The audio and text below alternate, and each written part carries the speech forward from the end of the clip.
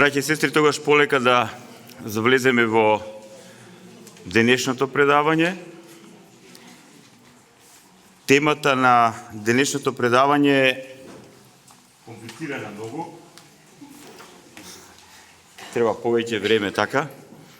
Значи, како светите книги на Стариот и Новиот Завет ни сведочат да дојдеме до вистинското разбирање за сето она што Христос го прави за нас, го откри за нас и го вети за нас. Значи, и не случајно ова предавање е поделено на 3 дела.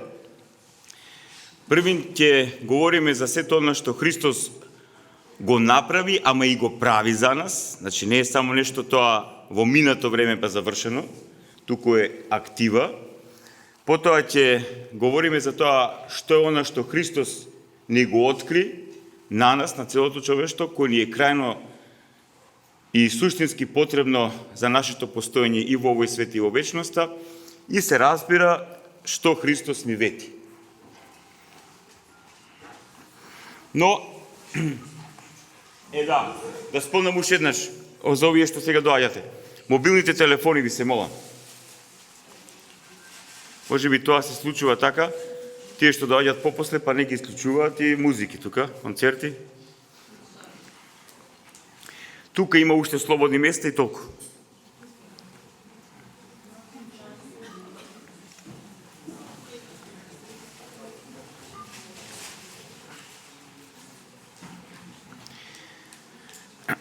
Не случајно,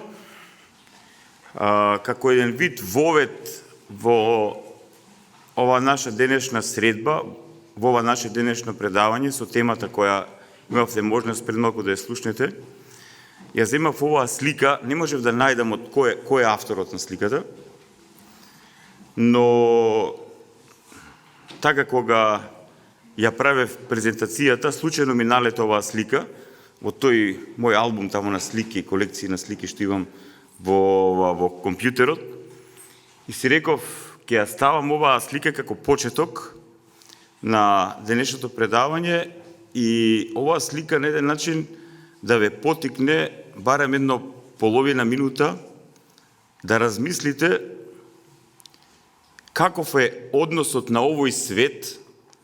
Под овој свет го подразбирам не светот создаден од Творецот, не воздухот, не земјата, не водата, не почвата, не растенијата, не луѓето, не животните, туку начинот, отпаднатиот начин на живење во овој свет. Значи, како отпаднатиот начин на живење, суштествување во овој свет, гради однос кон вистината. Всушност, ова е таа слика. Како овој отпадна свет гради однос кон вистината. Видете, не говорам само во однос на Христос, кој е апсолутна вистина. Говорам во однос на секоја вистина. А особено во однос на апсолутната вистина. Во однос на апсолутното откривање на вистината таква како што таа е. Може да ја погледнете оваа слика, едно половина минута, така си поразмислите малку.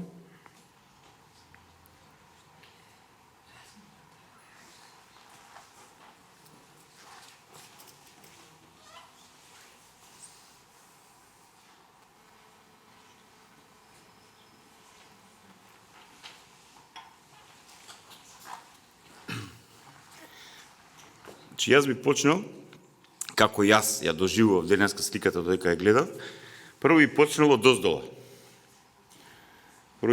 оздола. Видите, таму е народот, доле е народот. Во народот, кога му судеа на Христа, кога му судеа на нашиот Спасител, на вистината, која дојде во овој свет да ни биде светлина, во народот имаше и вакви и онакви. Односно имаше луѓе, апостолите, оние што го следеа, па и многу други кои беа за Христа. Но за жал, браќи и сестри, оние другите кои беа против Христос, беа многу по-многобројни и побучни. Така да, иако морам да признам дека процентот тука баш не може да се процени, како што и во светот, не може да се процени баш колкумина од нас луѓето се вистинолюбиви, а колкумина не се, кои се против вистината, но има една многу сериозна вака тенденција оние што се против вистината да бидат многу бучни и насилни. Затоа што тие знаат дека се спротивставуваат на вистината. Внатре, нивната совест, колку толку потисната, им сведочи дека се спротивставуваат на вистината и мора да бидат насилни. Сите оние што се насилни денеска во светот и во ова време во кое ние живееме и во минатото, кои се бореле против вистината, тие знаеле што е вистината. Ама ја мразат вистината. Како што вели самиот Христос, она што го говоревме вчера од Светото Евангелие според Јован, тие што не ја сакат вистината, што ја мразат вистината, бегат од светлината, бегат од вистината и се спротивставуваат на вистината. Така некако е денеска и кај нашиот народ и во целиот свет. Потоа, горе на платото се моќниците од овој свет. Моќниците од овој свет најчесто или имаат полза од вистината, полза некаква, во однос на нивното владение, па ја толерираат вистината заради своји практични цели, или се против вистината. За жал, малкумина моќници во овој свет на искрен начин ја прифатили вистината. Не велам дека нема такви, но за жал малкумина се тие. И се разбира вистината. Како го гледаме Христос? Онаков како што го донеле пред Пилата, со трнов венец, камшикуван, исмејуван, и тој стои и молчи. Тој стои и молчи. Така и ние денеска кон вистината. Ја плукаме, ја исмејуваме, не знам што и правиме, ја потиснуваме, не знам тамо што се, ама таа стои и молчи, ни сведочи дека е вистина. И тоа и против неа не може да одиш. Тоа е таква каква што е. Сега, вистината нема за цел себе си да се промовира. Не и треба маркетинг, не и треба реклама. Вистината е вистина. Таа е таква и кој ја гледа, ја разбира. Убаво говореше професорот Ристо Солунчев, правејќи една споредба на вистината со убавината. Кој ја разбира убавината, тој ја доживува убавината и ужива во убавината со која зрачи убавината. И ја разбира убавината и убавината е внатре во него. Така и со вистината. Исто. Тоа би било накратко така едно медитативно, созерцателно доживување на оваа слика. Од мој аспект се како вие тоа го доживувате, но тоа сакам да го споделам со вас и сакам да споделам дека ова што го говорам важело и за минатите векови, важело во времето кога Христос беше распнат на крст, важи и денес. Истите нешта. Луѓето се делат на и против. На оние кои се за вистината и за оние кои се против вистината. И на оние кои демек собираат некаква полза од вистината за нивни некакви практични цели, а како во совеста нивна тоа си го решаваат и каква математика прават, они си знаат. Добро, толку би било како вовед, сакав и малце ова да ви помогне да направите мост помеѓу секојдневните грижи, случувања, битки и така натаму, за да можеме онака со подготвен ум и срце да влеземе во денешното предавање. Како што кажав, денешното предавање е со оваа тема: како светите книги на Стариот и Новиот Завет ни сведочат да дојдеме до вистинското разбирање за сето она што Христос го прави, а и го откри и вети за сите нас. Вчера говоревме на темата како светите книги на Стариот и Новиот Завет ни сведочат за тоа како да разбереме кој е и што е нашиот Спасител. Значи, вчера направивме баш една прошетка, така, низ содржината на Светото писмо и од Стариот и од Новиот Завет, и се надевам дека успеав колку толку да одговорам на темата, да ви посведочам според тоа како ни сведочат светите книги на Стариот и Новиот Завет, кој е и што е нашиот Спасител. И сега, како што кажав, денешната тема е поделена на 3 дела и темата за првиот дел е што Исус Христос веќе направи, прави и ќе направи за нас. Значи, што Исус Христос веќе направи, прави и ќе направи за нас. Значи, внимавајте, кога Христос, односно Логосот Божи, единородниот Син Божи, кога се исполни времето, кога се исполнија пророштвата на пророците од Стариот Завет, со вечниот Син Божи, Логосот Божи, преку Светиот Дух и Дева Марија, ја прими својата човечка од Дева Марија и влезе во овој свет. И тој влезе во овој свет во актива, тој влезе во овој свет нешто да направи.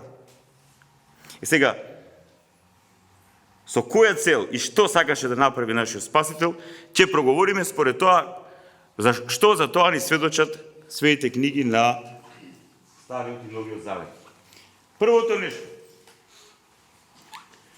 Првото нешто што е круцијално, што е суштински. Значи, круцијално што е суштински печат на Христовото доаѓање во овој свет, е она што е напишано горе на онаа слика, кај што е изобразен Христос како го носи својот крст. Значи, внимавајте, на крстот, во крајна немој, но во апсолутна пројава на жртвена љубов, кон сите и кон се, Синот Божи, кој стана Син човечки, го разреши мистериозниот конфликт помеѓу доброто и злото. Доброто го демаскираше злото и го разобличи за секогаш. Кој има очи, гледа. Значи, првото нешто за кое Христос дојде во овој свет, во овој отпаднат свет, тоа мора да го потенцираме. Свет кој отпадна од Творецот. Свет кој ги изгуби стандардите и вредностите на постоење што Творецот ги постави. Свет кој се инфицираше со злото. Внимавајте, во овој свет и предходните генерации пред нас, и овие генерации кои живеат сега во овој свет, и оние што ќе живеат до второто Христово доаѓање, сите тие се свесни, има сознание за еден неискажлив конфликт, судир, помеѓу доброто и злото. И навистина, колку подлабоко навлегуваме во овој судир, толку помистериозна е таа причина, зошто е сето тоа. Во Светото писмо тоа ни е откриено и јас само едноставно ќе ви го пренесам, затоа што навистина е крајно проблематично и треба многу да се говори за почетокот на злото. Но, тоа го говорив и вчера. Сакам само неколку поенти така да разберете. Првин, Бог, нашиот Творец, Отецот, Синот и Светиот Дух не е творец на злото. Се што е создадено, значи се што е создадено од Творецот во сите димензии на постоењето, значи се што е создадено од Творецот во сите димензии на постоењето, како во духовниот, така и во материјалниот свет, се е добро, се е хармонично, се е исполнето со добрина. Или се е создадено како добро. И ако ние, христијаните, се трудиме да го дефинираме доброто, тогаш доброто е од Бога промислен, создаден и благословен начин на постоење. Значи, Бог го промислил тој начин, го создал тој начин и го благословил тој начин на постоење. Постоење во хармонија, постоење во добро. И Бог не е творец на злото.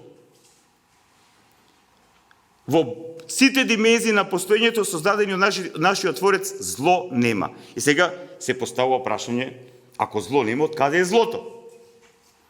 Оние што доаѓаат на воведниот курс знаат, имаме посебно едно предавање за тоа од каде што е доброто и од каде што е злото.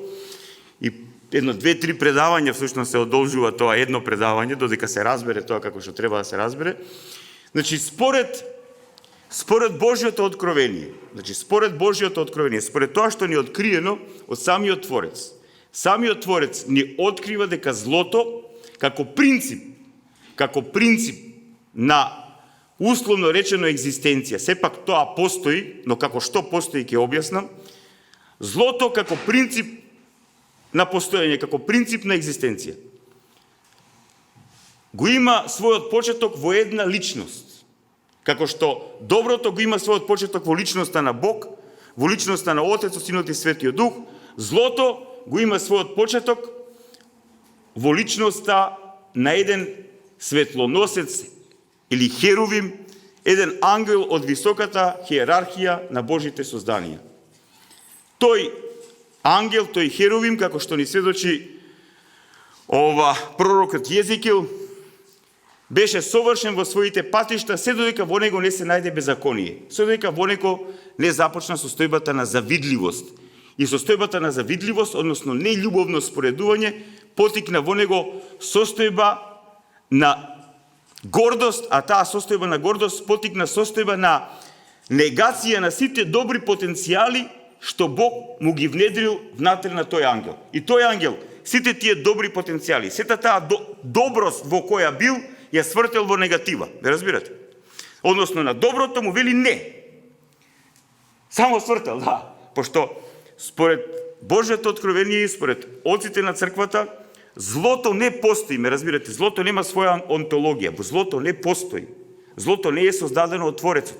Туку злото е само негација на доброто, негирање на доброто, како што лагата е негирање на вистината, како што омразата е негирање на љубовта.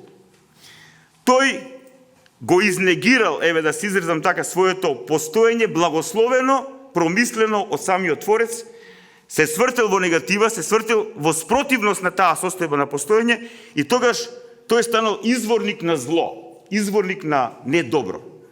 И тој преку лагата успева да навлече 1/3 од ангелите, а за жал успева да ги навлече во таа негова состојба на постоење, во таа состојба на болест и нашите прародители Адам и Ева, а преку нашите прародители Адам и Ева да го навлече и човештвото. И многу често ја и тоа го користам, нашите прародители се инфицираа со злото. Беа создадени како добри, беа создадени во доброто, беа создадени за доброто, за Царството Божјо, но тие се инфицираа со злото. И во моментот кога се инфицираа со злото, настана внатрешна дисхармонија или хаос во нивните внатрешни состојби, во нивниот ум, срце, волја, дух, душа, и тој внатрешен, духовен, личностен земјотрес се изрази надвор од нив. И ние гледаме што се случува денеска во овој свет. Сега, во овој свет, во сите сегменти на овој свет постои таа борба меѓу доброто и злото. И не само во овој свет, туку и на повисоките димензии. Браќи и сестри, се поставува прашање, многу често на оведниот курс, кога говориме за оваа тема, луѓето поставуваат прашањето: Цивица, зошто Бог не го уништи овој светлоносец кој стана изворник на злото? Одговорот е многу едноставен. Затоа што кога овој темноносец се спротивставил на Бог, тој се спротивставил, ајде условно така да се изразам, со тезата дека неговиот начин на екзистенција во зло е посовршен од Божиот начин на екзистенција во добро. Па видите, ние денеска што имаме во нашето секојдневие? Цело време злото вели, Божиот принцип или доброто не е посовршен принцип, тој е наивен принцип, тој не функционира тој принцип. Прифати го мојот принцип на екзистенција, прифати го принципот на злото. И сега замислете, 1/3 од ангелите, како што ни сведочи писмото, отпаднале. Замислите Бог, Отецот, Синот и Светиот Дух, таков како што тој ни се открил, тој и таков Бог да го уништил сатаната. Тогаш што ќе се отворило како прашање?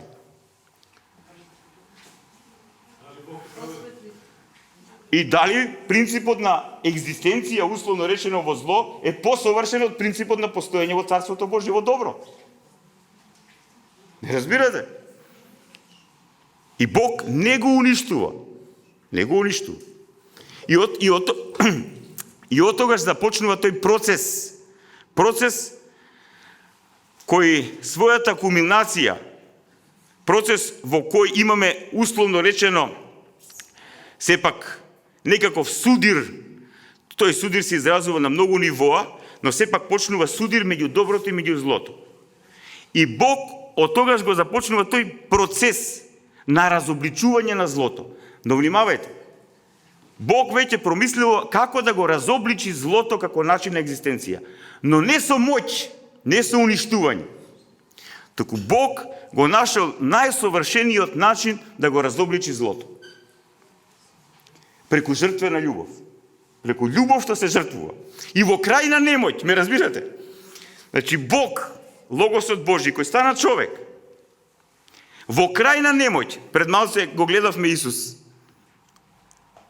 Како стои пред сите. Во крајна немоќ, без никаква помош на ангели, на војска, на некакви моќници од овој свет, сам, камшикуван со трлива круна на главата, исмеуван и така натаму и така натаму. Вистината, затоа што луѓето многу добро знаеле кој е он. Говоревме вчера и за пророштвата на пророците, и за сите чудеса што Христос ги правеше, за се што правеше тој. Луѓето во Јудеја, во Ерусалим, во Галилеја знаеја за тоа. Па не случајно кога Исус влезе на цветници во, како што го празнуваме ние тој празник, во Ерусалим, сите викаа Осана, Осана. А зошто го пречекаа така со тие зборови? Затоа што тој го воскресна 4-дневниот Лазар. Па видите кој може да воскреснува човек кој е 4 дена мртов. И сега внимавајте, тој и таквиот Логосот Божи кој стана човек, Богочовекот, Месијата, Спасителот, во крајна немоќ, гледано од аспект на овој свет. Во крајна немоќ, гледано од аспект на овој свет. Но со пројава, внимавајте, но со пројава на апсолутна љубов. Но со пројава на апсолутна љубов кон кого? Кон нас, кои сме инфицирани со злото, кои страдаме поради злото. Кои живееме во болка поради злото. Кои доживуваме смрт и духовна и телесна поради злото. Па внимавајте, да нема зло во овој свет, ние би биле во рај.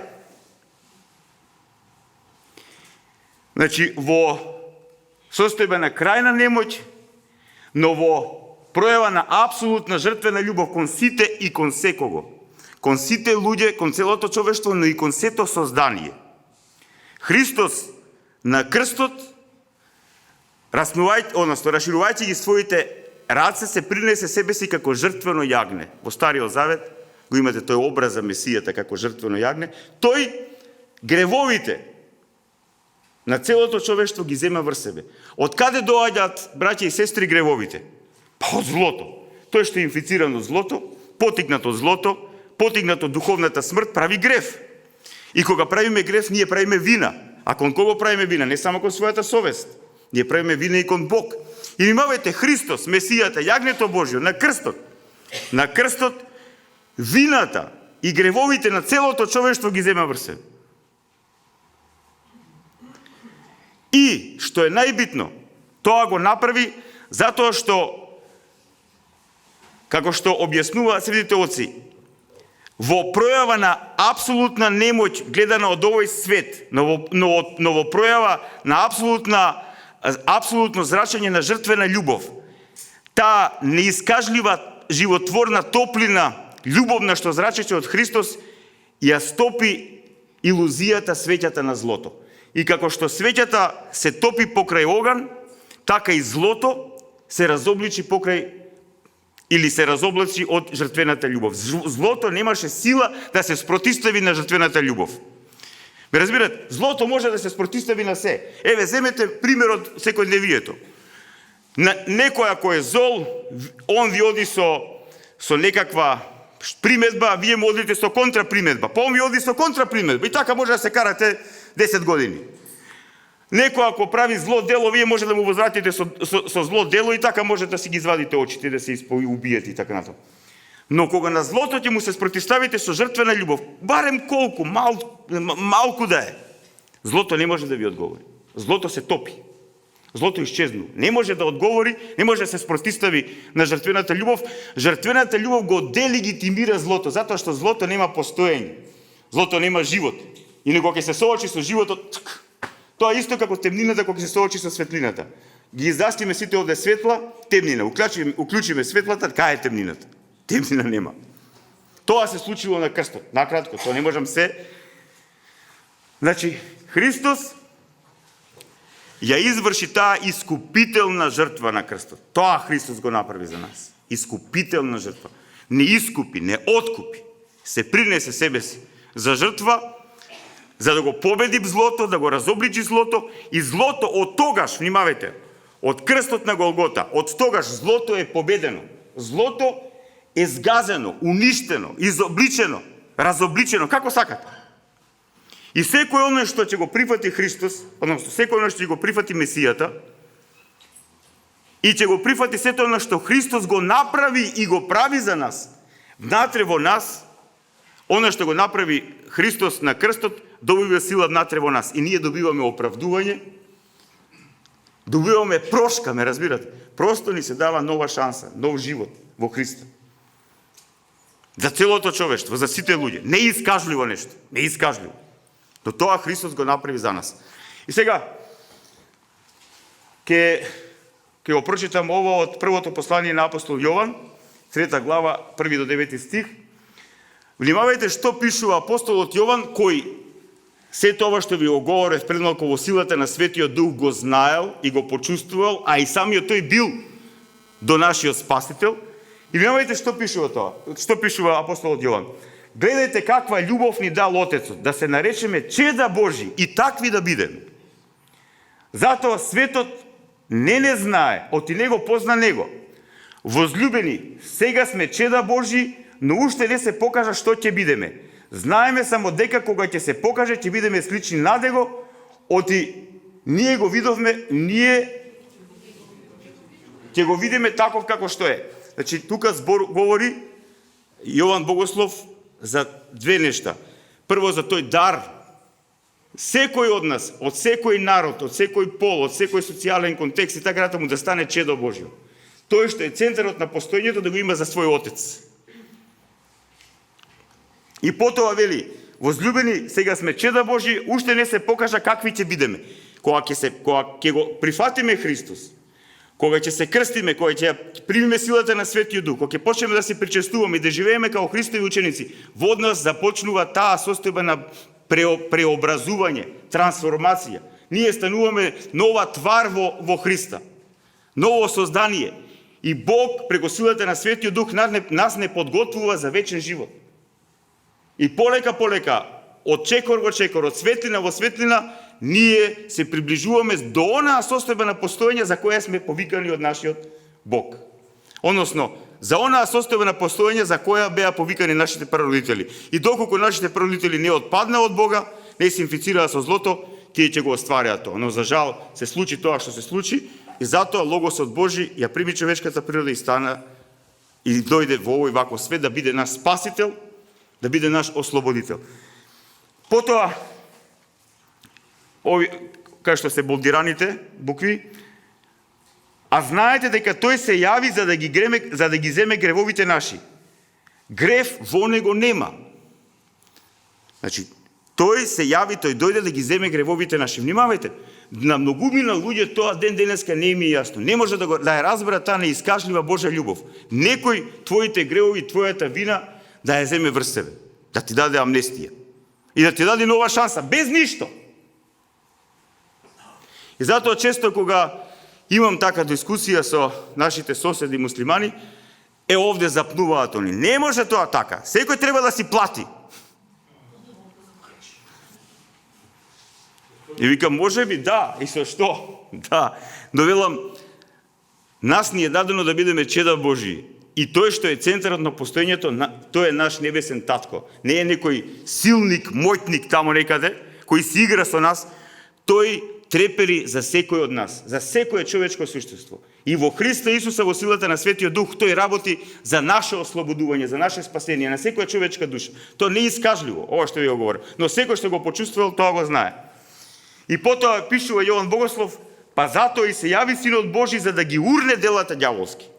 Значи, Сатаната, отпаднатиот светлоносец, во овој свет, преку паднатите духови и преку огревовените луѓе си направи своја структура или состојба на екзистенција во зло, која се темели на зло и на деструкција. За да ја проверите таа структура, само малку трудете се, бидете добри, честни, искрени и ќе видите како ќе ви се пројави. Но Христос ја разурна таа структура, ја разурна таа мрежа, како да кажам, на злото, таа илузија на злото, или тој матрикс на злото, како сакате, земете. Било која терминологија да ги искористите, ќе погодите. Тој ги урна делата ѓаволски и само преку него и во него ние можеме да го победиме злото. Човек со своји сили, со својот ум, со своја мудрост, интелигенција не може. Ја губи битката. Како заклучок на ова, Христос, Месијата, дојде во овој свет да го направи чинот на нашето искупување, спасение. Затоа што во Христа сме спасени, ние можеме да бидеме спасени. И можеме да го градиме нашето спасение. Без ова што го направи Христос за нас и без она што го прави сега во силата на Светиот Дух за нас, ние сме немојни. Крајно немојни. И не случајно во многу текстови сум го напишал ова, дека планетата Земја и човештвото без Христос би било само некој забит, тажен, темен, заборавен и безсмислен во космосот. Без Христос. Тажно место. Ја мислам дека ако и Христос не дојдеше и Бог немаше таа промисла за неговото доаѓање во овој свет, ја мислам дека човештвото немаше ни да постои повеќе. Злото има еден принцип или една смисла на свое постоење, ако тоа може да се каже дека е смисла на постоење на злото, а неговата состојба на постоење е болест и деструкција, злото уништува. Тоа се уништува самото себе си. Пошто не живо, тоа е уништување.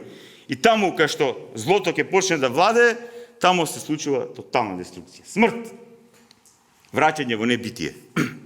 Добро? Христос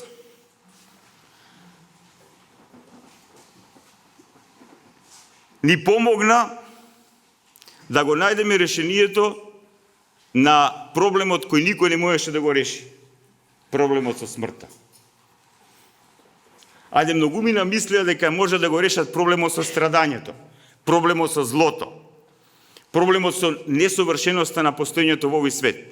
Имаше разли филозофски системи, мудреци и така натаму, но никој не можеше да го реши проблемот со смртта. Смртта како најстрашна последица од делувањето на злото и гревот внатре во нас. Христос воскресна. Во третиот ден, како што е пророкувано за него од пророците, Христос воскресна. Со своето воскресение, со подигнувањето на својата човечка природа, тој на целото човештво му покаже и му докажа дека тој е оној кој е изворот на животот. Тој е оној кој е господарот на животот. И тој е оној кој повторно нас во последниот ден од овој ваков свет ќе не врати од земја во битие. Нашето тело ќе го воскресне, ќе го пресоздаде и ние пресоздадени, воскреснати, состојба во која нашата душа повторно ќе се спои со нашето тело, но тоа е многу интересна тема, исто така за друго предавање, затоа што како што воскресна Христос, така и ние ќе воскреснеме во последниот ден на овој ваков свет, пред неговото второ доаѓање. Понатаму, што пишува апостол Павле за ова? Браќа, ви напомнувам за Евангелието кое ви го проповедав, во кое вие го примивте и во кое стоите. Преку него и се спасувате ако го држите како што ви проповедав, освен ако не сте поверувале напразно. Ви го предадов најнапред она што го бев примил, дека Христос умре за нашите гревови. Тоа е она што предноси го говорев. Според писмата, значи, тој се повикува на пророците, според писмата, според книгите на Стариот Завет, значи, според пророците, како што пророкува пророците, Месијата тоа го исполни. И потоа вели, дека он беше погребен и дека на третиот ден воскресна според писмата. И за тоа е пророкувано.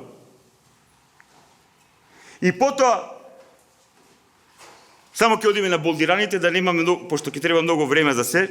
Потоа вели апостол Павле, ако па Христос не воскресна, тогаш празна е нашата проповед, празна е нашата вера. Темелот на христијанската проповед, освен вистината за нашето спасение, вистината за нашето искупување е победата на смрт, воскресението. Сведоштвото за нашето воскресение, сведоштво за тоа дека смртта е победена. И вели апостол Павле, ако ние не веруваме дека Христос воскресна, тогаш што ние правиме? Празна е нашата проповед. Што ви зборуваме? Филозофија. Полно е овој свет со разни филозофии, предпоставки и така натаму. Но апостолите И сите сведоци на Христовото Евангелие во овој свет нема за цел да шират нова религија, да шират уште еден филозофски систем. Тие беа сведоци на настани, беа сведоци на она што се случи за нас и се случува за нас. Тие само сведочеа, не филозофираа, не правеа свој систем. И затоа апостол Павле вели вака: ако па Христос не воскресна, тогаш празна е нашата проповед, празна е нашата вера. Во што ние да веруваме? Па ако со смртта се завршува, ако нема воскресение и смртта е точка, па што и да правиш во овој свет е бесмислено. И потоа вели апостолот Павле: ако пак Христос не воскреснал, празна е верата ваша, вие сте се уште во своите гревови. И тогаш и оние што умреле за Христа Исуса загинале попусто. Затоа што во тоа време веќе имаме христијански маченици. Замислете ли ние да умрете излажани, изманипулирани. Иако мора да се признае дека во овој ваков свет многумина умреле за разни квази лажни религии, за разни квази лажни идеологии и така натаму. Апостол Павле нема за цел да лаже, да измислува. Плацебо ефект, уште еден плацебо ефект, лага, или, односно, некаква опција за намалување на абсурдот во овој свет да шири. Не! Апостол Павле и апостолите шират вистина. Го сведочат еден настан. И он вели: ако Христос не воскресна, празна е верата ваша, вие сте се уште во вашите гревови и тие што умреле за Христа Исуса попусне загинале. Нема лага, нема измам. Вистината е таква како што е. Или ќе прифатиш, или нема да ја прифатиш. И христијанството еве денеска баш се отвори една многу интересна дебата на Фейсбук. Еден пријател ми пишува од Фейсбук: од Цивица, зар мора човек да биде христијанин за да биде добар? А ја му поставам прашање: кажи ми кој модел да прифати човек, кој модел на живење, кои вредности на живење за да биде навистински добар, да биде тој навистински добар? Значи, кој ќе го научи што е доброто? Викам, ти знаеш ли што е добро? Па вика, предпоставувам. Викам, ти предпоставуваш, но на што можеш да ги втемелиш твоите предпоставки? За тоа што ти мислиш дека е добро, е добро. Дека тоа што ти мислиш дека е вистина, е вистина. Викам, која е надежта и смислата на твоето постоење? Велам, христијанството не е религија. Христијанството не е филозофија или некаква идеологија. Христијанството е сведоштво на Христос. Ние го сведочиме Христос за нас воплотениот и за нас распнатиот и за нас воскреснатиот. И Христос дојде во овој свет прво да не излечи, да не ослободи од инфекцијата на злото и да не научи да бидеме онакви за што сме создадени од самиот Творец, да бидеме добри луѓе. И велам, кога ние христијаните го користиме тој термин добро, не го користиме само во етичка смисла на зборот, туку во онтолошка смисла на зборот. Ако не си добар, ти не можеш да бидеш вечен. Само оно што е добар, оно што постигнал хармонија на постоење со себе, во себе, со природата, со Бог, само тој ја разбира вечноста и сака да биде вечен. Затоа на многумина луѓе во овој свет им пречи вечноста. Па кога си зол и во зло, и со зло, па вечноста ти е пекол. Така, а кога си во доброто, ти разбираш што е вечност. Кога ја разбираш таа состојба на љубовно единство со Творецот, кога Творецот е твој небесен Отец, тогаш многу нешта се менуваат.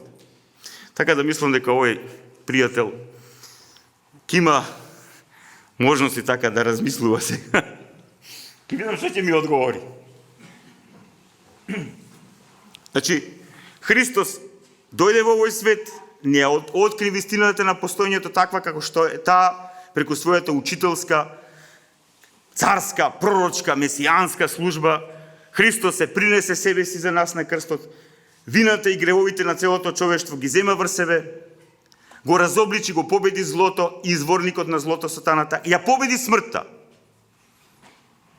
И се вознесе кај нашиот и неговиот небесен Отец, за да повторно дојде на крајот на овој ваков свет, во последниот ден, да им суди на живите и мртвите.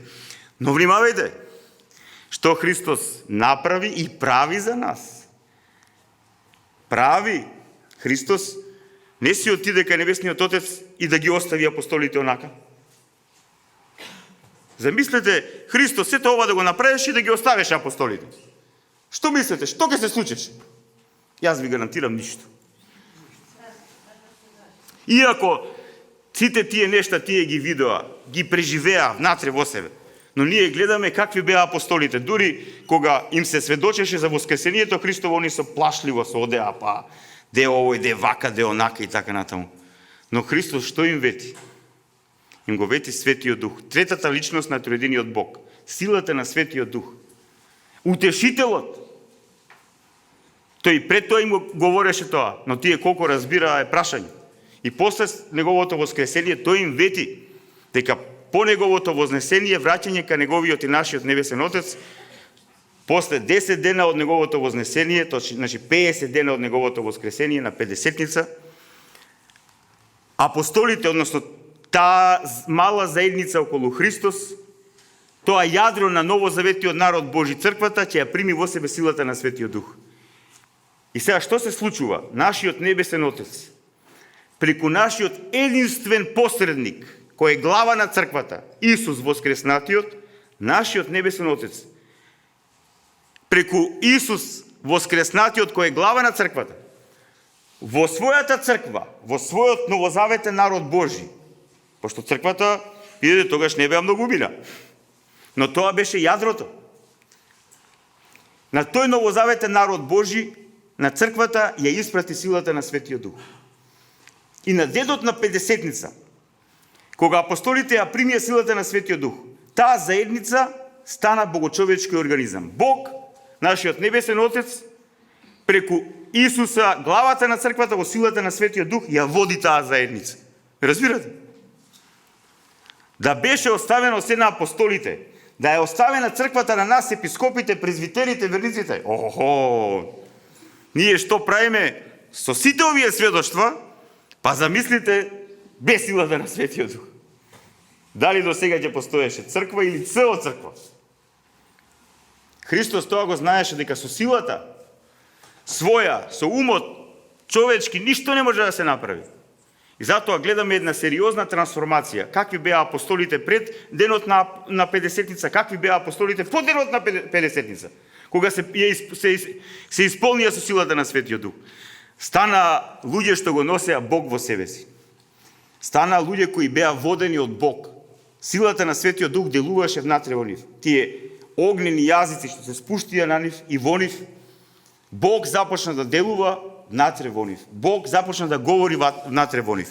И затоа тие беа сведоци, директни сведоци на настани што се случиле, многу битни за спасението на човештвото, но исто така беа водени од Бог да ни сведочат за она што Христос го направи за нас, но и да ни сведочат за она што Христос го прави за нас. Внимавајте, кога апостолите одели и проповедале, па Христос преку тие апостоли, во силата на Светиот Дух, во тој момент правил за некој човек. Не разбирате? Тоа е така тешко разбирливо, но тоа е.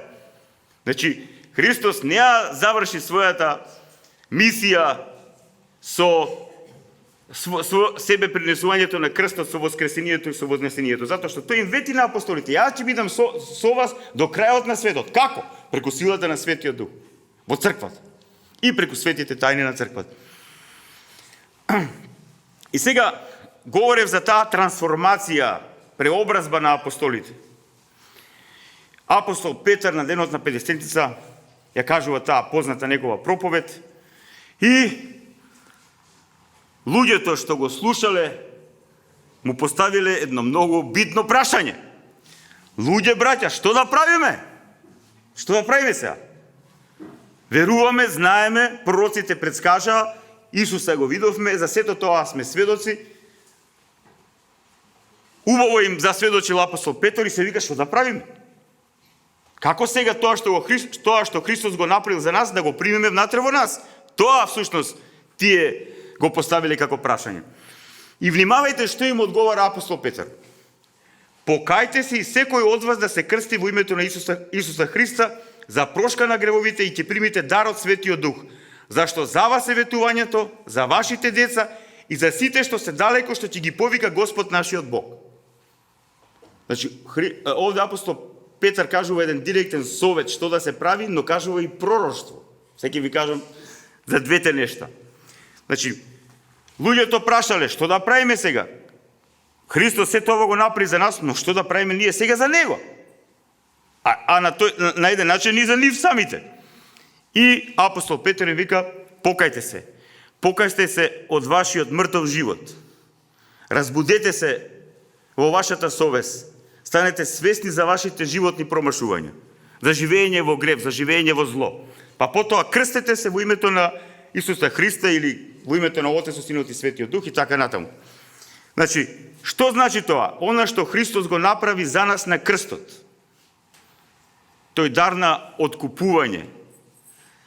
Тоа што Христос го направи за нас на крстот, ние го примаме во себе, тоа добива сила во нас, во моментот кога ќе се покаеме и во моментот кога ќе бидеме крстени во името на Отецот, Синот и Светиот Дух. Умираме за еден начин на живење, а се раѓаме за еден друг начин на живење во Христа. И потоа вели апостол Петар, и ќе примите дар од Светиот Дух, затоа што веднаш после крштувањето апостолите се молеле, ги положувале своите раце, тие што биле крстени, што учествувале во искупувањето, во шансата да живеат обновен живот. Тие се ги положувале своите раце, се молеле и тие новокрстените да бидат исполнети со силата на Светиот Дух. И внимавајте сега, во Стариот Завет нека и секого делува Духот Божи. Во Новиот Завет, во новозаветниот народ Божи, на секого му е даден тој дар, таа можност, Светиот Дух да делува внатре во него. И затоа, ако се сеќавате, кога говоревме за трибината, за сведоштвото на Евангелието и така натаму, говоревме дека сите ние, што сме членови на новозаветниот народ Божи, на црквата, сите ние сме царско свештенство. Свештеници на царството. Затоа што сите ние, преку нашиот живот и преку делувањето на Светиот Дух во нас, треба да го сведочиме царството Божјо. И градејќи го нашето спасение и тајќи кон царството Божјо, ние го сведочиме царството Божјо во овој свет. И, како што ведат отците на црквата, во нас треба да се оствари таа царственост, ние да бидеме господари на својот живот, да господариме над страстите, да господариме на се што ни се случува внатре, во нашиот живот и надвор од нас. Ето, е висок степен на духовен раст. Ма ние за тоа сме повикани. И таа состојба е наречена состојба на светост, кога се имаш себе си и кога го имаш Бог во себе си. Тогаш се многу работи си оствари. А во овој свет скоро се. Кој ќе го промаши ова, тој седа здобие, што вели Христос, ако ова го изгуби, не го здобие, душата своја ќе се изгуби, своето постоење. Понатаму, апостолот Лука и евангелистот Лука го објаснува животот на оние кои по проповета на апостолот Петар, на останатите апостоли, веќе станале членови на новозаветниот народ Божи. Гледате, околу таа, како да кажем, околу тоа јадро, околу Христос, по денот на Педесетница почнуваат да се убројуваат уште многу луѓе. Првин, после оваа проповед на апостолот Петар, некаде околу 3000 луѓе се припојале на црквата, на новозаветниот народ Божи. И тоа секој ден растела црквата. Кои биле нивните особености? Беа постојани во учењето апостолско, односно беа постојани во она што апостолите им сведочеа, што беа од Христа научени, од Христа засведочени и од Светиот Дух вдахновени. Беа постојани во учењето апостолско, во заедништвото, внимавајте. Тој што живее во вистината Христова, треба да живее во заедништво, а тој е црква. Денеска голем проблем за нас христијаните. Во кршењето на леп, тоа е печатот на заедништвото. Тоа е причестувањето, евхаристијата. Причестувањето со телото и крвта Христова. Говоревме и за тоа баш и на трибината. Оние што се Христови, самиот Христос вели, кој го јаде телото моје, пие крвта моја, ќе биде во мене и јас во него. Сега исто така може многу да се говори за оваа света тајна на заедништвото или кинонија, но оној што е Христов, оној што е крстен, оној што примил искупување, оној што ја примил силата на Светиот Дух и расте во силата на Светиот Дух, треба непрестано да го засведочува своето единство со Христос. Само така ќе ја победи паднатоста во себе, христијанството да го претвори во некакво етичко учење, во некаква филозофија или некаков модел на живење или религија во овој свет. Јас тоа го приметувам, оној што престанува да се причестува, оној што престанува да заедничари со Христа, да го засведочува своето единство со Христа. И Христос преку телото и крвта своја да делува внатре во него. Таквите луѓе за брзо време ви велам, или христијанство да го претвераат во етичко учење, во некаков модел на живење, некаква филозофија, се изолираат, индивидуализам и така натаму. И со текот на време умираат за животот на црквата, умираат за Христа. За жал. И затоа Христос ја воведува оваа тајна на заедништвото, и затоа оваа тајна на заедништвото апостолите ја правеле уште веднаш по денот на Педесетница. И во молитвите, што да ви објаснам? Учењето апостолско, единство во вистината, единство во заедништвото, единство во светите тајни, во крштевањето, во дарот на Светиот Дух, во причестувањето и единство во молитвите. И ете ви е црквата. Новозаветиот народ Божи. Ете ви е црквата. И од овие 4 нешта, црквата, таа заедница, ја имала силата, вистината, мојта, светлината да го преобразува светот. Да видите за колку кратко време. Без коњи и коњаница, без мечови, без стратегија, без империја, христијанството се ширеше. Дури напротив ги гонеа. И на крај, ова е многу битен. А Господ секој ден ја умножуваше црквата со оние што сака да се спасат. Значи, црквата, еклисија, новозаветен народ Божи, не некаква администрација, не некаков храм, црквата како новозаветен народ Божи. Тоа е црква. И Господ секој ден ја умножуваше таа заедница со оние што сака да се спасат. Со оние што сака да се ослободат од што? Од демонското робство или од сатонското робство, од злото, од гревот, од духовната смрт и од телесната смрт. Односно, од сите оние што се сака да се спасат од промршување и губење на нивното постоење. И сега, човек кој ќе дојде до овој степен да осознае дека треба од ова да се спаси, да се ослободи, тој веќе многу работи решил во себе си. За жал, денеска многу од христијаните, за жал, кога говориме за моментот на спасение, не им е јасно тоа, од што треба да се спасам. Дури го поставуваат тоа прашање. Многу ми намислат, ако станат членови на црквата, ќе им неарно за овој свет. Гледате онака практично. Ако станам христијанин, па Господ ќе ми помага да си најдам работа, да си најдам побава девојка, да си најдам ова. Не, пагански. Како паганите што дали ги молели идолите за да им свршат демоните некаква. Немајте, тоа нема врска со христијан. Трговија. Да. И сега, значи, Христос го направи дарот на нашето искупување, воскресна, се вознесе, го испрати Светиот Дух. И што ќе направи на крај за нас? Па ќе биде судија наш. Свала Богу што ќе биде тој судија. Само првото ќе го прочитам, другото ќе одам на болдираното.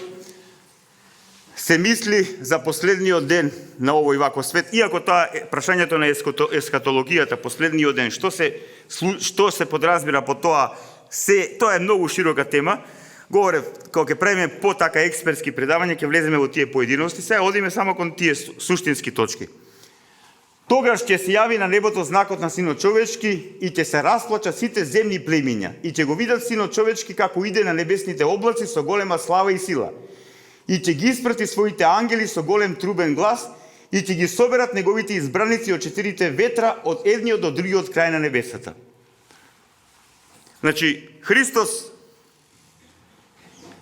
во своето прво доаѓање во овој свет се роди во Витлеем, во штал. И сами одговореше за себе, немам глава кај да послунам. На крајот на овој свет, кога ќе дојде како судија, тој ќе дојде во полнотата на својата слава. Се сеќавате зошто Христос го користил на Синот човечки? Сега ви е јасно. Од пророкот Даниил. За себе сака да каже, Месијата. Значи, тогаш ќе се јави знакот на Синот човечки, ќе се јави знакот на Месијата и ќе се расплачат сите земни племиња. Околу ова ќе се јави на небото знакот на Синот човечки или знакот на Месијата, има разни размислувања, но генерално светите отци на црквата како знакот на Месијата го подразбираат крстот како символ на искупувањето. Потоа вели дека ќе ги собере неговите избраници од 4 ветра од едниот до другиот крај на небесата. Значи, ќе настане воскресението, како што Бог од прав земен го создаде телото на Адам и вдахна дух животен, така на крајот на овој свет Бог ќе го пресоздаде нашето тело од прав земен. Но нашето тело тогаш пресоздадено или воскреснато ќе биде ослободено од сите инфекции на злото и Бог нашето тело ќе ја соедини со нашата душа, ќе вдахне дух животен и тогаш ќе се случи она што Христос го нарекува наше повторно раѓање за вечен живот. И оние што се Христови избраници, напишал тука ова Христос вели се изразува поетски од четирите ветра, значи од сите четири страни на светот. Видете, Христос знаел дека неговото евангелие, неговата црква ќе се од Ерусалим, од денот на Педесетница, во текот на неговото второ до неговото второ доаѓање ќе се расшири до крајот на овој свети век. Значи и во простор и во време, до крајот на овој свети век. И затоа Христос вика, ќе ги соберат неговите избраници од четирите ветра, од едниот до другиот крај на небесата. И потоа Христос вели, оние што ќе поверуваат во мене, ќе преминат од смрт во живот. И за таквите нема суд. И многумина од луѓето што оствариле светост и единство со Христа во силата на Светиот Дух и станале синови и ќерки на нашиот небесен Отец, за таквите нема суд, ме разбирате? Тие поминале од смрт во живот. За светите луѓе нема суд. Тие се тие избраници. А ние... Потоа,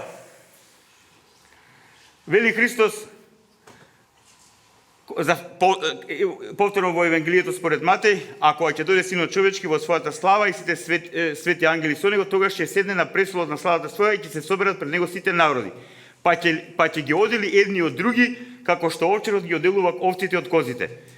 И вие знаете кој е тој дел за страшниот суд, кога ќе не подели од лева и од десна страна и ни кажува кој е критериума за поделбата. Каков однос сме имали кон нашите, кон него преку неговите мали, како да кажем. Тогаш царот ќе им каже на оние што се од десната страна: елате благословени од мојот Отец, наследете го царството приготвено за вас од почетокот на светот. Ова е многу битно. Наследете го царството, наследете ја таа совршена состојба на постоење, во која беа вашите прародители. Наследете го царството, наследете го Божјото владење во доброто и со доброто. И тоа царство беше подготвено за нас во почетокот на светот. Кога Бог не создаде таа состојба, но за жал. Сега, во оваа состојба ние се подготвуваме преку нашиот избор. Дали ќе се подготвиме за царството или за нешто друго. И понатаму апостолот Павле вели во своето послание до Коринтијаните за воскресението. Пошто многумина денеска го отвара тоа прашање. И тогаш го што е, како ќе се случи воскресението? Тој вели валка: безумниче, тоа што го сееш ти нема да оживее ако не умре. Односно, ако јас семам едно пшенично зрно и ако го оставам во земјата, тоа треба да умре. Во која смисла? Се скапува. Ами мамете, скапувајќи, од него избива живот.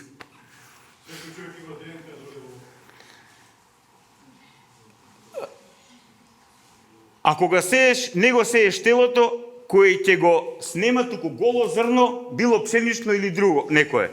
Но Бог му дава тело какво што сака и на секое семе според неговото собствено тело. Такво е и воскресението на мртвите. Се сее за распаѓање, воскреснува во нераспаѓање. За жал, во еден момент од нашиот живот, нашето тело ќе го ставиме во овој свет. Да се распадне, за да Бог кога ги го пресоздаде, јас тоа го објаснувам вака, со неговото пресоздавање да го поправи од сите недостатоци кои во нас го потикнале злото. Но ова исто така многу широка тема. Много широка тема. Тоа Христос ќе го направи за нас, значи тие се тие три моменти. Што направи, прави и ќе направи за нас. Не искупи, ја победи смртта, го испрати Светиот Дух и преку силата на Светиот Дух како наш посредник со Небесниот Отец во црквата тој не спасува. И на крај ќе дојде како судија на живите и мртвите. Малце одмар, а? Тук направи за нас, значи ќе рече елате благословени. Нема да рече одите, тоа што е за направи. Не знам, зависи како за кого. Не, Не, сега не. Чувајте си ги прашањата за после. Што Исус Христос ни откри на сите нас? Ова е многу битно. Гледав, многу работи ни открил сега, внимавај се. Ама јас гледам тоа што е најсуштинско за нашето спасение.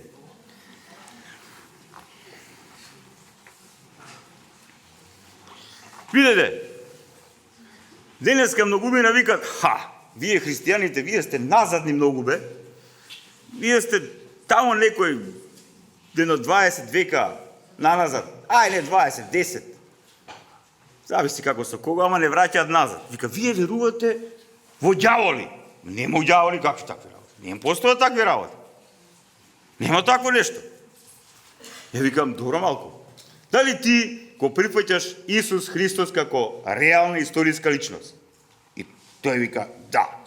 Дали прифаќаш дека сето тоа што е напишано во Новиот Завет, во тие свети книги напишано од апостолите, е вистина? Добро. Па викам, тамо Христос ни кажува дека постои тој, кој е изворникот на сето зло. И всушност, сакав првото нешто да го засводечам, дека Христос, ако видите, постоењето на нечисти духови, на темни духови, на демони, како сакате, не е само нешто кој го имаат како искуство евреите или старозаветниот народ Божи. И другите народи, кога ќе читате вие сериозно, кога ќе навлезете во разни таму религиозни системи, филозофски системи, ќе го напипате проблемот на злото. Ама објаснувањето на проблемот на злото е крајно проблематично. Најдиректно, најчисто проблемот на злото и потеклото на злото е откриено во Божјото откровение, запишено во Светото писмо.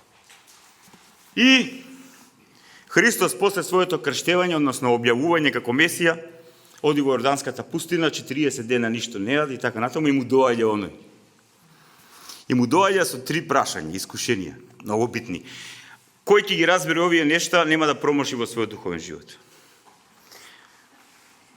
Му рече ѓаволот, ако си син Божи,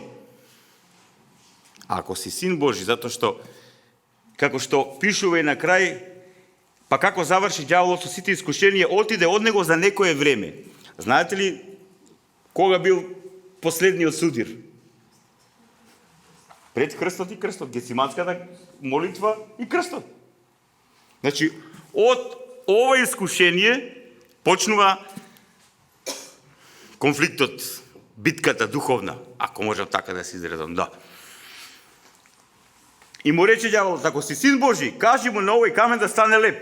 А Исус одговара, напишено е дека не само од леп ќе живее човекот, туку од секој збор Божи. Човекот, не вели Христос, нема од леп, не ти треба леп. Не, Христос е многу реален. Ако читаме ние Евангелието, нема забегување тамо кај него, нема фанатизам религиозен, нема некои налудничави, радикални моменти кај него. Евангелието, односно ликот Христов засведочен во Евангелието, ни засведочува една крајна, реална, љубовна личност. И Христос вика, напишено е дека не само од леп ќе живее човекот. Да, потребен му е лебот на човекот. Бог се грижи за нашата храна. Но една работа, ако станеме само на таа храна, и таа храна ја претвориме во наш идол, и тоа ни стане цел, односно комфорот на живеењето, или стомакот да ни стане наш Бог, и ако се отрнеме од зборот Божи, а видите, ние денеска со крупни чекори одиме кон таков тип на комфорна цивилизација, се да ни биде угодно, и затоа што имаме технологија, затоа што ни е угодно, затоа што сме, не знам, информирани, затоа што имаме Facebook, затоа што имаме компјутери, затоа што имаме не знам тамо што, Бог не ни треба. Да. И многу ми навилат. А што ќе ми е Бог? Имам технологија, имам добра медицина, имам ова, имам тоа, имам сигурност и Бог не ми треба. Лажна сигурност. И само на таквите луѓе, само нешто да им се случи што ќе ги избутка од таа сигурност, тие паѓаат во стрес, во неуроза, во депресија и започнуваат кај нив сериозни ментални психички пореметувања. Зошто? Затоа што тие, не познавајќи ја вистината, тие немат амортизација. и насока, и смисла, вистина, сила духовна, да се справат со нештата и предизвиците во овој свет. Не можат, и полудува, во буквална смисла на збора. Има тука уште многу да се зборува. Потоа, внимавајте, исто така големо искушение. Желбата за моќ. Тоа е страшна работа. Денеска егото кое е желно за моќ, да владе, да господствува, било силно и е силно многу. И ѓаволот му вели на Исуса: тебе ќе ти ја дадам сета оваа власт. Која лага, пазете која. А многу наседнува. Многу од политичарите, разни идеолози, кралеви, цареви и така, наседнувале дека он ќе им ја даде, но нема ништо што ќе ја даде. Тоа е илузија. Тоа е болест, не може, он нема ништо да ти даде. Он те лаже, а ти ако се нафатиш и се фатиш на лагата, вика, мене ми е предадена и ја давам кому што сакам. Ако ми се поклони, сето тоа ќе биде твое. Но Исус му одговори и му рече: бегај од мене, сатано, бунтовнику. Оти е напишано на Господа твојот Бог клањај му се и само не му служи му. Видете, кој ќе го разбере ова? На Господа својот Бог клањај му се. Не го прифаќа го за авторитет и само не го служи му. Тој разбра многу работи во овој свет. И нема да промоши во своето живење. Нема да биде излажен од идеологии, нема да биде излажен од лажни религиозни учители, разни мативоди и така натаму. Нема да биде излажен. Но ако ова не го почитувате, Бог вистинскиот, тој што е не ви е критериум, и него не му се клањате, туку му се клањате на овој, на оној, не е битно на кој, и на тие такви разни им служите, па од нив награда ќе се добиете. Ама каква награда, прашам. И потоа лажното чудо. Лажното чудо. Денеска луѓето, особено, да не говорам за разните религии, пагански, вакви онакви. Многу христијани денеска паѓаат под сензација на чудо. Им треба чудо. Викам, најголемото чудо е духовното будење. Најголемото чудо е покајанието. Најголемото чудо е преобразбата на човекот. Си го видел тамо како бил пред 5-6 години и го гледаш сега. Тоа е чудо за мене. Ама луѓето сакат сензации. И они мислат, не велам дека Бог не се пројавува преку чудата, ама и оној се пројавува преку чудата. И многу често знае преку лажните чуда, преку тие сензации да не отрне од Бог, а ние, затоа што сме неискусни, да пагнеме устапица дека тоа е Божи доказ дека нешто чудо од Бога ни се случило и да ни отиде животот во аут. И му вели сатаната: ако си син Божи, фрли се одовде од работ на храмот во Ерусалим. Кажано е за тебе дека ангелите ќе те запазат. А Исус му одговори и му рече: кажано, не го искушувај Господа својот Бог. Нашето его, нашата падната природа, нашата дрскост, кога со тој дух ние му привоѓаме на Бог, ние му привоѓаме надмено и дрско. Ако постоиш, направи чудо да видам. Така како што му говореле на Исуса кога бил распнат. Во крајна немој. Вика, ако си син Божи, ај сега. Дрскост, простотија, надменост, егоизам. И вие што мислите со таков демонски дух да му пристапите на Бог и Бог ќе ви ги изслуша молитвите, ќе ви направи чудо, за да ви го направи кејфот. Тоа е тоа. Ама смејте се, да видите колку христијани паѓаат во оваа стапица. Ова Христос ни го откри. Овие 3 принципа. Ова е многу битно. Многу битно. Нема христијанство без ова. Потоа Христос ни откри за 4 типа на луѓе што ја прифаќаат вистината. Ќе морам додам малце побрзо затоа што времето малце не гази. Христос вели: излезе сејаш да сее, и кога сееше, едно падна покрај патот и беше изгазено и птиците небески го исколуваа. Друго падна на камен, едно пак падна меѓу трње и друго падна на добра земја. Внимавајте. Вистината преку силата на Светиот Дух и преку црквата Христова, преку вакви онакви Христови ученици, не е битно, преку Светото писмо, таа си сведочи во овој свет. Ама внимавајте. Се зависи тоа семе на вистината Каде ќе падне? Некаде паѓа покрај патот. Сака да каже Христос, покрај патот, значи луѓе кои немаат вистинска насака во животот, се ашкаат, како што викат овие скопјаниме наши, се ашкаат, џаболебар. И за ти му збориш некои вистини, духовни му збориш за Господ, он е промашен случај, сега тешко ми ова да го кажам, и он ќе те слуша заинтересиран, ова ќе те слуша, еден ми га беге, што ми збори. Покрај патот, се ашка, немој ништо битно, разбирате? И тука ништо, и одма од Христос ги става на прво ниво. Крај, џабе, ништо нема. Доаѓа ѓаволот и му го зима тоа. Падна на камен, што никне се суши затоа што нема влага. А после Христос објаснува, да, вика, реагираат тие луѓе, бргу, да, вистина е тоа и така натаму, ама нема длабочина тој човек. Не размислува за работите. Површен е. Така да еуфорично ќе прифати вистината и за кратко време нема влага, нема живот, нема мисла, нема подвика него и тоа ќе се исуши. Потоа, она со трњата, тука сме најмногу. Да. Значи, ќе пушти корен, ќе има и плод и се, ама трња, грижите од овој свет. Кога беше митрополитот Наум, го прашувавте бар за тоа. Мојот кумашин Јован го прашуваше. Да, ама секој невието наше, што да правиме? Тешко е. Тешко е тоа.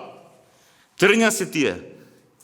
Ама преку мудрост, преку заедништво, преку молитва, преку водство од Светиот Дух, преку реалност, полека, тие трња ќе ги гориме.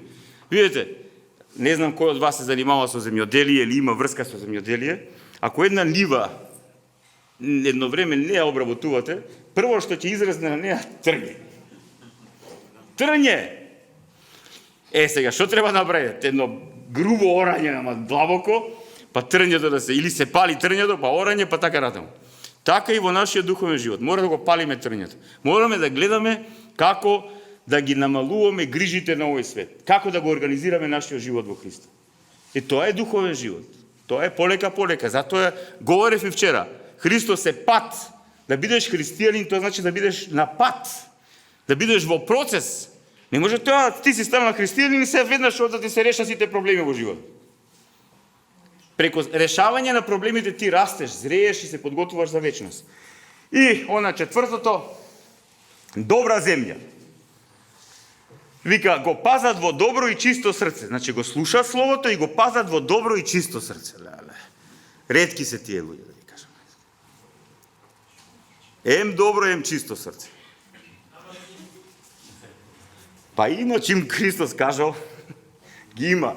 Да, ама кога во добро и чисто срце Словото Божјо ќе пушти корен, плодот што го дава е во силата на Светиот Дух, ерупција, вулкан. И затоа таквите луѓе преобразуваат цели народ. Тоа ни го откри и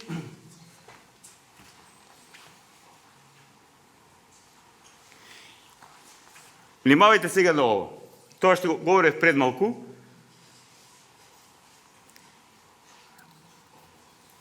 Вистина ви велам, кој го слуша словото мое и верува во оној што ме пратил, има живот вечен и нема да дојде на суд, а преминал од смрт во живот.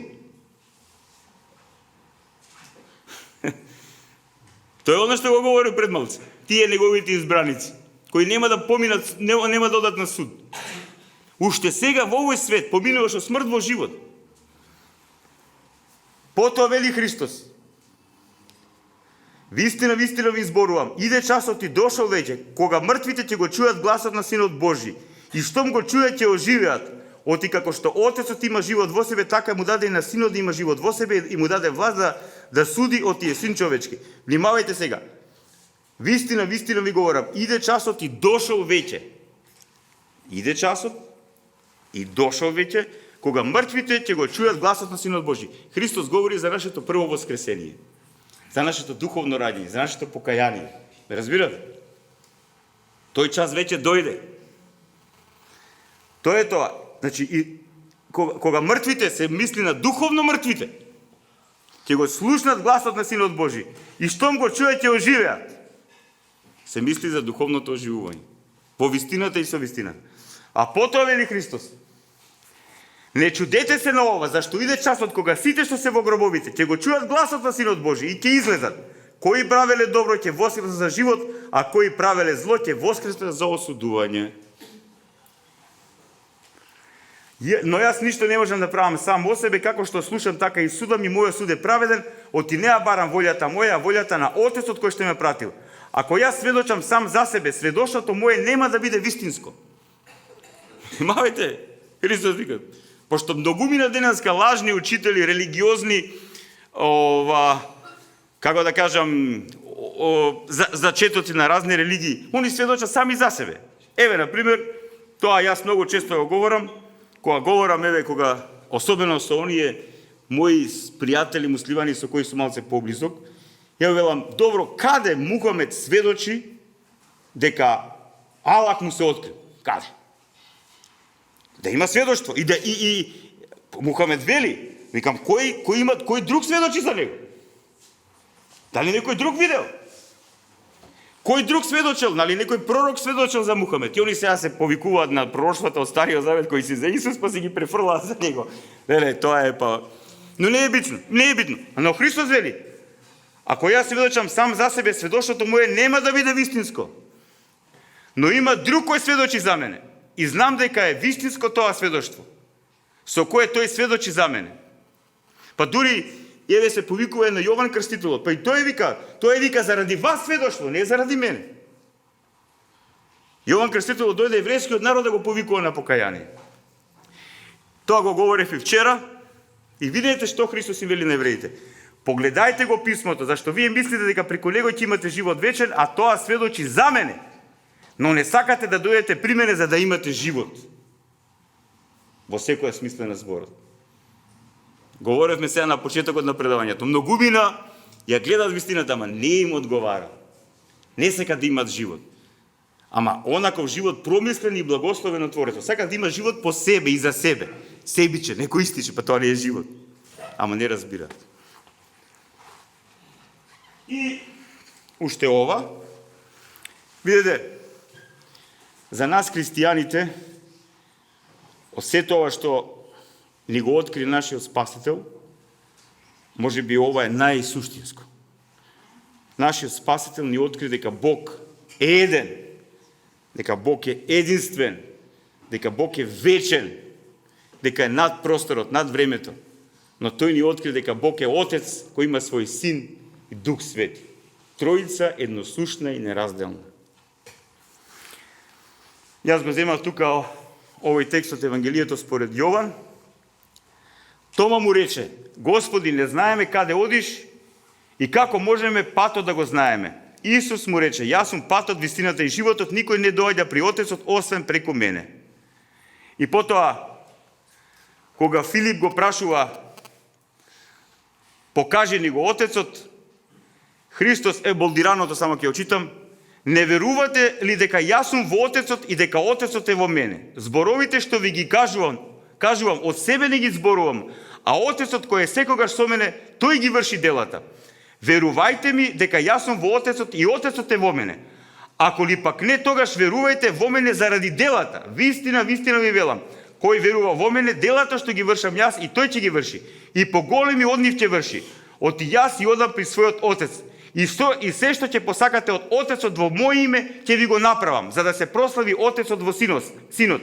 Ако посакате нешто во моје име, јас ви го направам. Ако ме љубите, пазете ги моите заповеди.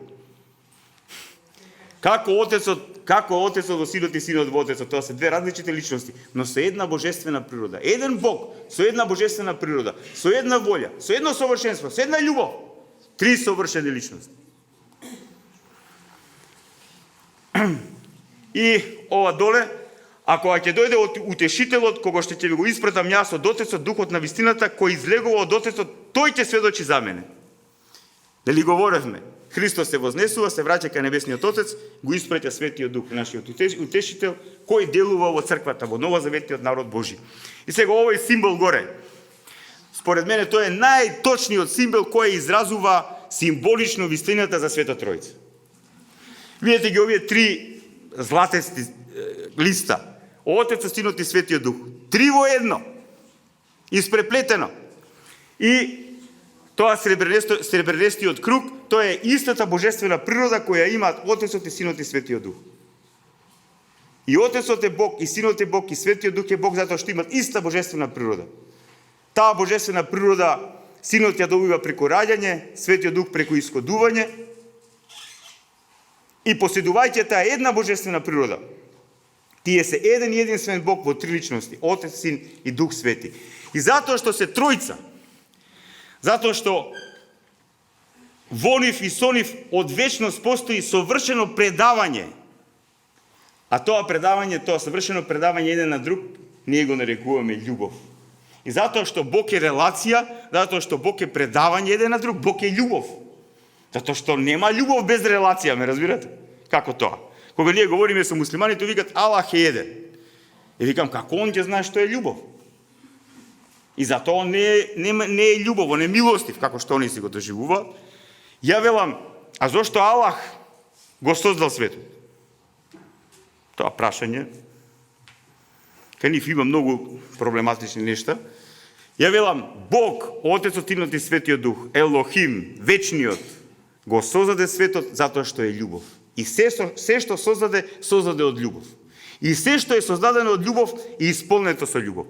Видете, кога ќе излеземе ние во природата и кога ќе го абстрахираме злото, колку толку, ние ќе видиме како се му служи на се.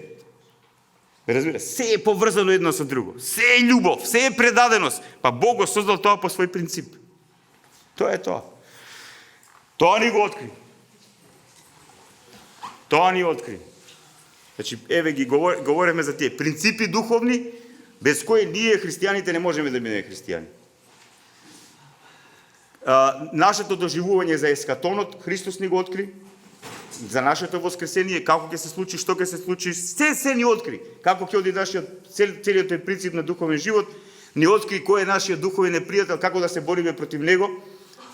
И што е најбитно, ни откри кој е тој, зошто дојде во овој свет, од кај дојде, кај се враќа, како е од десната страна на Отецот. Ни откри дека Бог е единствен и еден во три личности со една божествена природа, Отец, Син и Дух Свети. И сега, што Христос ни вети на сите нас? Не случајно ставив оваа слика. Ова не ни го вети. Тоа доле е она што ни го вети. Ама затоа што ние не стоиме во тоа што ни го вети, ние го правиме ова. Религија или вера без Христос во неа. Слепец води. За жал, кога ќе ја погледнеме духовната состојба и состојбата на христијанството во оваа наша Македонија, за жал, со љубов се разбира, но сепак реално, на многумина ќе им излезе оваа слика. Христијанство без Христос. И секој се ашка, некој наму, некој натаму. А тоа е многу интересно, видите, тој слеп, овој другиот се фатил за него, тој другиот му ги држи очите. Па кога не се знае вистината, па еден со друг. Иако не знаеме ништо, па се подлажнуваме, вака. Се правиме важни и што да ви кажам? Ова се случува. Религија, ја затоа, сигурно и можеби некои се изненадија што говорев многу често на претходните средби, дека јас не сум религиозен човек и дека христијанството не е една од религиите во овој свет. Ако христијанството беше една од религиите во овој свет, па што се разликуваме ние од другите религии? Тогаш секоја религија може да претендира на вистина. Христијанството не е религија. Христијанството е сведоштво за настан и за настани кои му даваат смисла, спасение, светлина, цел на овој свет. И ако така не го разбереме христијанството, стануваме како овие доле. Религија си правиме, без Христос. Тоа не е христијанството, или исток и на запад. Тоа не е христијанството без Христос. Христос не е критериум во Светиот Дух и Светата Црква. Моите мисли, моите желби, моите хуманистички погледи, мојата филозофија, мојот теолошки систем, ма како не? Не вре луѓе. Христос е критериумот. И затоа ги имам овие три работи доле. Па така секое добро дрво дава добри плодови, а лошото дрво дава лоши плодови, вели Христос. Секој дрво што не дава добар плод, го сечат и го фрлат во оган, па така по нивните плодови ќе ги познаете. Тоа ни го ветил. Дека ако не го слушаме, немало нешто. Ако не го слушаме, нема да раѓаме добри плодови. Ама ако не раѓаш добри плодови, ако не си градивен, ти си деструктивен. И самата деструкција те уништува. И вие, зар не го приметувате тоа? Дека ние, христијаните, кога ќе го напуштиме Христос во силата на Светиот Дух, и нема на вистински начин да живееме во неговото тело, во неговата црква, и на вистински начин нема да пристапуваме кон светите тајни на црквата, ние почнуваме сами против себе да одиме. Па гледате, многумина така разговараме, зошто оваа православна црква не ја признава онаа православна, па зашто ова? Много проста работа. Затоа што некогаш некој друг ни е побитен од Христос. Па луѓе Божи, кога Христос ни е нас битен, па вие за секој човек има солзи да роните, а не цели цркви или не знам тамо да негирате или не знам да си правите ваши системи, кој е ваков, кој е онаков. Кога Христос ќе ви биде битен и ќе сакате во него да давате добри плодови во силата на Светиот Дух, како што вели апостолот Павле, ако страда еден орган од црквата, целата црква страда. Ама страда тие што се живи во Христа, тие што се мртви во Христа, баш им е гајле. Тие дури се радуваат. Потоа вели Христос, ни ветил дека ќе биде вака. Да не се правдаме, вчера со братот кај траше. Да, баш за ова зборувавме. Да не се правиме на удрен, да не си правиме своји приказки. Христос пророчки ни рекол што ќе ни каже на денот на судот. Не секој што ме вели Господи, Господи, ќе влезе во Царството Небесно. А оној што ја исполнува волјата на мојот Отец Небесен. Мнозина ќе речат во оној ден, Господи, Господи, нели во Твое име пророкувавме, бесови изгонувавме, чуда правевме. И тогаш ќе јас им кажам, никогаш не сум ве познавал. Тоа е најстрашното нешто. Ова е најстрашната казна од Христос. Никогаш не сум те познавал, никогаш не сум ве познавал. Тоа е најстрашно нешто. Кога ќе му кажеш некому, не да го тепаш, додека го тепаш имаш релација со него, додека се караш имаш релација со него, но најстрашно кога им кажеш, кој си ти? Не те познавам. Крај! Катастрофа! Никогаш не сум ме познал. Бегајте од мене, вие што правите незаконски дела. Дела кои не се благословени во заповедите негови. Па сега. И понатаму вели Христос, и ова ни го ветил. Та секој што ќе ги слуша и исполнува овие мои зборови, ќе биде како благоразумен маж кој си направил куќа на камен. И понатаму, и заврна дош и така натаму, го знаете ова, завршува беседата на гората вака. И после ние се трудиме, ни тоне нашиот личен живот, ни тоне нашето семејство, ни тоне нашата црква, ни тоне нашето општество. Па на која основа ние го градиме нашиот живот? На кој критериум? Со кои етички норми и вистини? Што си правиме? Каква подлога си поставуваме доле? Толку ќе издржи. Па јас не сум видел никој да прави темели од стиропор. Да се облепува куќата со стиропор заради изолација. Ама никој стиропор и памук не става доле. Става камења. А ние ќе си ги подложиме нестата како што ни одговараат во нашиот живот. И после се чудиме. Нема чудење. И затоа христијанството, но самиот Христос повикува на реалност. Реалност. Многу е битно во духовниот живот да бидеме реални во силата на Светиот Дух. Реални. Да гледаме така како што е. Бро? И ова е негативна слика, а? Видете, тоа се случи со нашите прародители кога се инфицираа со злото, кога му станаа послушни на демонот, кој преку змијата ги искуша и ги навлече кон себе, кон темнината, кон злото. Па нашите прародители ја изгубија таа благодатна сила и единство животодавно преку Светиот Дух со нашиот небесен Отец, со нашиот Бог.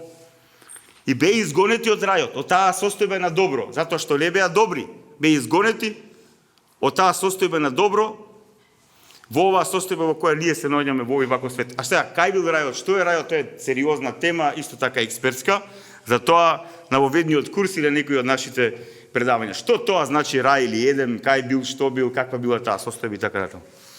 Но битно е дека поради нашето духовно отпаѓање, односно поради духовното отпаѓање нашите прародители били изгонети од таа состојба. Сега ова молитва, ова што ќе очитате сега, тоа е Христовата првосвештеничка молитва на тајната вечера. Нашиот Спасител овие зборови ги пренесува на нашиот Небесен Отец. Оче, сакам и оние што си ми ги дал да бидат со мене каде што сум јас. Не во рајот, во најсовршената состојба на постојање. Внимавајте. Рајот бил само почетна фаза на раст на човекот. А неговиот достигнат бил совршенство во Бога. Тоа уподобување, но тоа е повторно друга тема. Повторно ова ќе го кажам. Оче, сакам оние што си ми ги дал да бидат со мене каде што сум јас, за да ја гледаат мојата слава што си ми ја дал, оти ме возлюби уште пред светот да се создаде. Мајте сега. И кој е тој што се моли?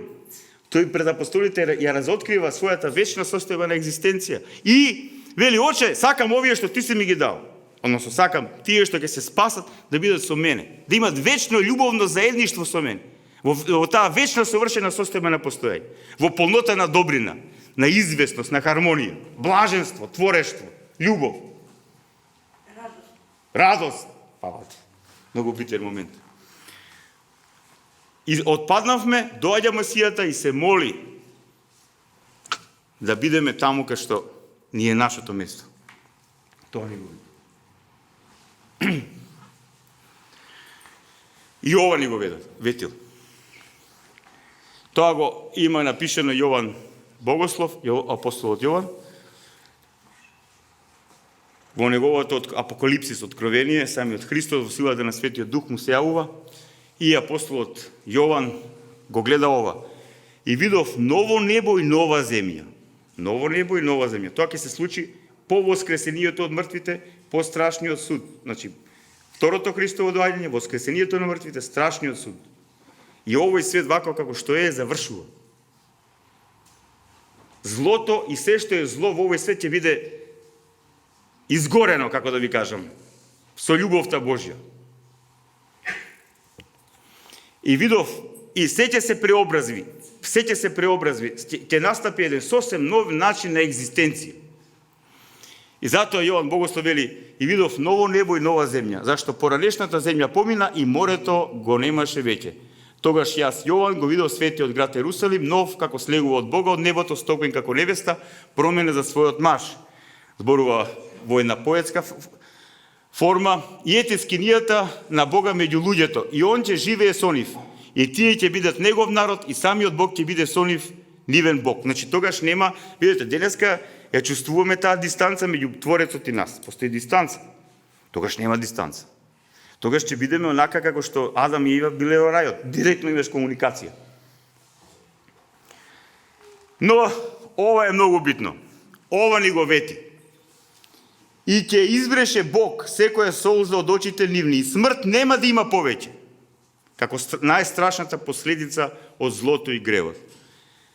Ни плач, ни пискот, ниту болка нема да има веќе, бидејќи поранешното помина. Видете, поранешното помина. Крај. Што било, поминало.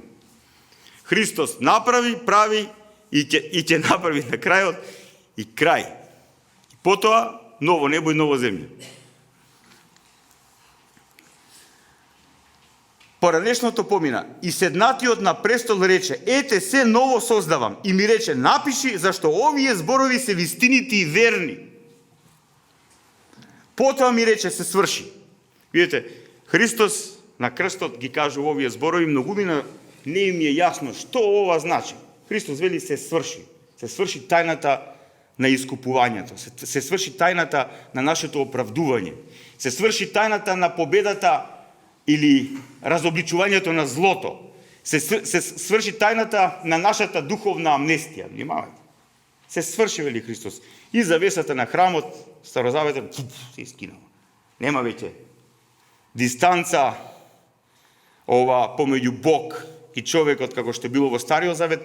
Бог сега во Новиот Завет, човек, односно Бог преку Христос во силата на Светиот Дух му се приближува на човекот и го повикува за вечност и тој што ќе ја избере вечноста, тој ќе има вечно заедништво со Бог. Директно.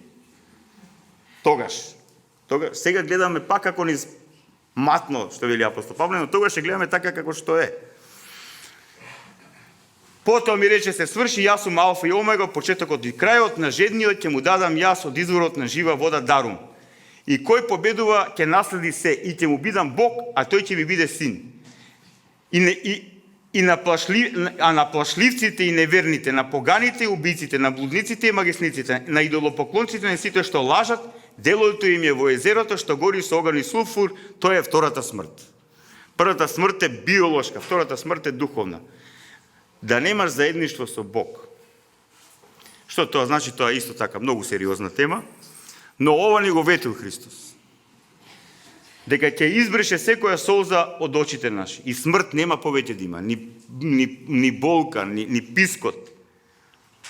Затоа што се ова ќе помине, слава на Бог. Се ова ќе помине. Тоа ни го ветил, а се што ветил исполни.